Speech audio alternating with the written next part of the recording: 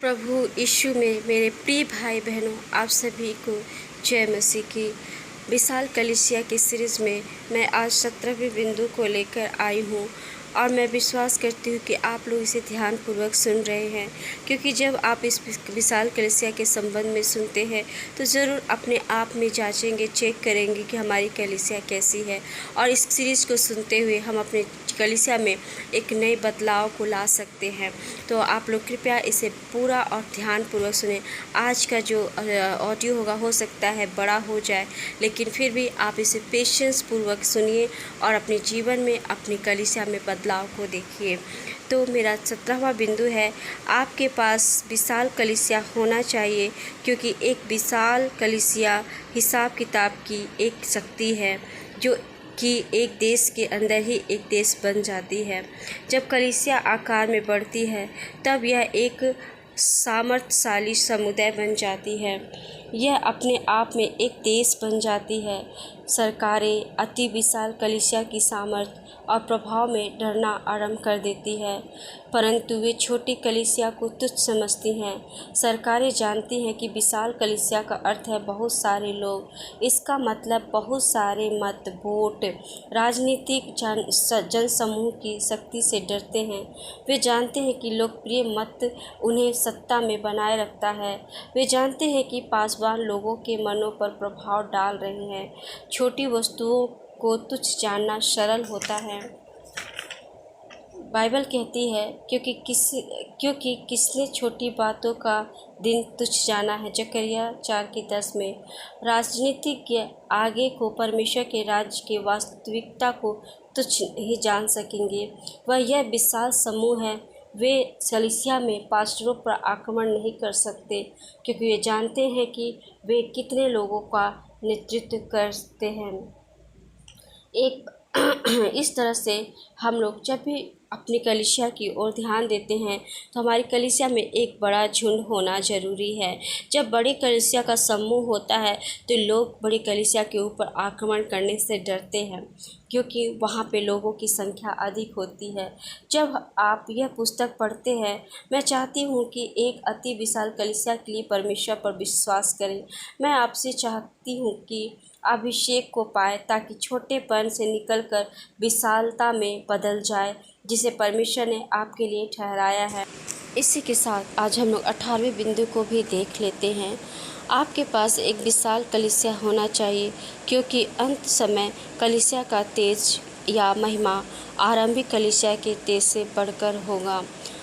इस भवन की पिछली महिमा उसकी पहली महिमा से बड़ी होगी। सेनाओं के यहोवा का यही वचन है। हग्गै 2:9।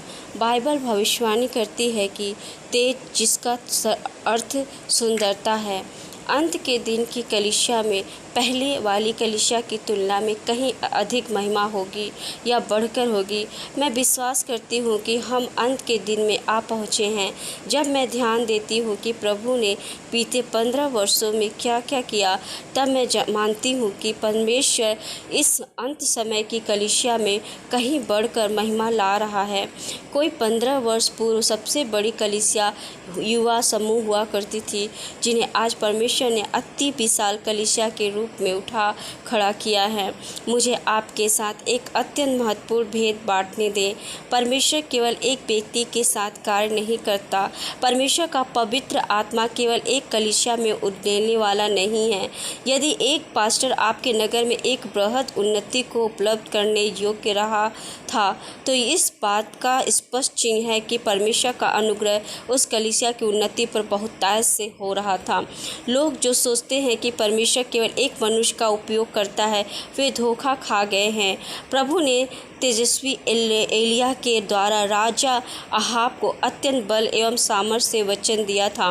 पहला राजा 17, 18 और 21।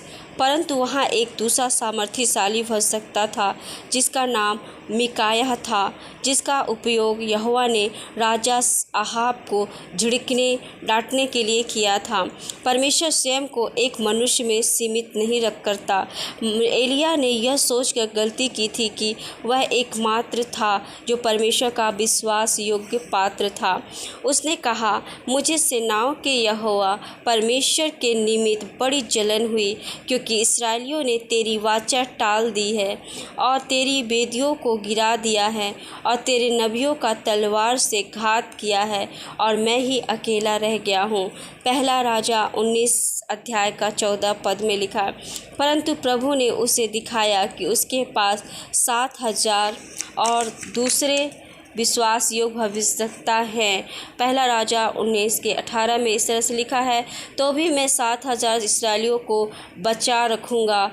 ये तो वे सब हैं जिन्होंने ना तो बाल के आगे घुटने टेके और ना मुँह से उसे चूमा है। बहुत सी बड़ी कलीसियाँ निकल या प्रकट हो रही हैं। परमेश्वर सत्यनिष्ठ पुरुषों एवं स्त्रियों को उठा खड़ा कर रहा है कि उसके लोग की पासबानी करें, इसमें बहने लगें, आत्मा को पकड़ लें। आप भी अंत समय की कलीसिया के तेज में चलेंगे। कलीसियाएँ उन्नति की रणनीतियों को सीखें, परमेश्वर की सामर्थ और बुद्धि को प्राप्त करें, भाइयों के साथ एवं उनके प्रति प्रेम में चलें, उन तक से भी प्रेम करें जो आपकी निंदा करते और आप विश्वासघात करते हैं। पवित्र आत्मा का प्रत्येक महान कार्य प्रेम, एकता और दल कार्य का परिणाम है। मैं वास्तव में इस महान सत्य पर जोर देना चाहती हूँ कि परमेश्वर मात्र एक एकाकी व्यक्ति के साथ कार्य करता है। क्या आप जानना चाहते हैं थे कि जब याजकल ईसा पूर्व 622 से 600 तक भविष्यवाणी कर रहा था, तब दानियल को उठा खड़ा किया गया, जिसने ईसा पूर्व 616 536 के बीच में भविष्यवाणी की थी। यह एक समय था जब परमेश्वर महान भविष्यवक्ताओं के द्वारा कार्य कर रहा था। लोग जिन्होंने अपने बुलाहट को पहचान कर उसी में फल देने योग्य बने, वे ही सेवकाई में व्यापक रूप से उपयोग किए गए। एक दिलचस्प तथ्य है कि यिर्मयाह ने भी ईसा पूर्व 685 से 616 तक सेवा कार्य किया था। आप ध्यान देंगे कि समय काल अक्सर कुछ अंश तक ढक लेता है। यह इस कारण से क्योंकि परमेश्वर का आत्मा एक ही समय पर बहुत से लोगों के द्वारा महान कार्य करता है। यशायाह ईसा पूर्व 792 से 722, नहूम ईसा पूर्व 786 से 757 और मीका ईसा पूर्व 772 से 722 लगभग एक समय काल में सेवा में उठाए गए थे। जब मौसम आता है तब आपको परमेश्वर के उड़ेलने में खरीदा जाना चाहिए। जकरिया और मलाकी ने अंत समयों के बारे में भविष्यवाणी की थी। उनकी सेवकाई दिलचस्प रूप से एक ही समय पर अर्थात ईसा पूर्व 557-525 की अवधि में की गई थी। मैं क्या कहना चाह रही हूँ? मैं आपको दिखा रही हूँ कि परमेश्वर एक विशेष समय अवधि में बहुत से लोगों को ठीक एक ही बात को करने के लिए उपयोग कर रहा है। वह अभी अति विशाल कलीसिया बना रहा है।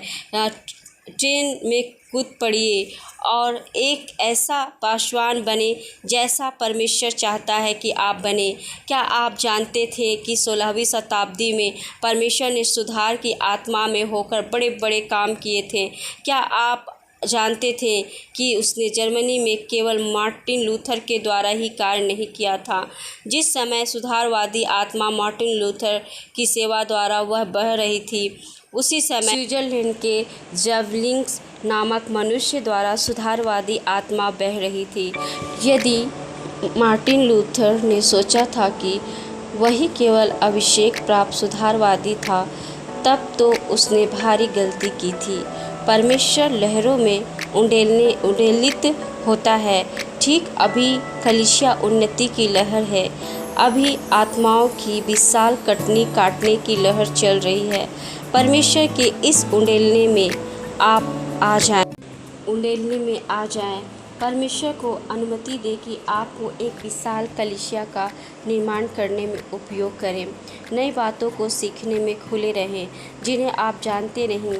मेरी कलीसिया का एक आम कथन है, तुम सब कुछ नहीं जानते, आप और मैं सीख रहे हैं। प्रत्येक दिन हमारे जीवनों को जीवंत क्लासरूम होना चाहिए। जिस किसी से आप मिलते हैं वह आपको कुछ न कुछ सिखा सकता है।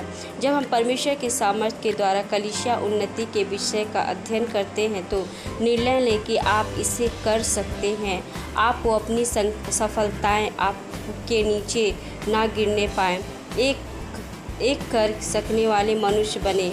आपकी आत्मा में उठ खड़े हों और कहें, हम देश पर अधिकार करने में सक्षम हैं, हम इसे कर सकते हैं। अभी हम चढ़ के उस देश को अपना कर लें, क्योंकि निस्संदेह हम में से ऐसा करने की शक्ति है। गिनती 13:30।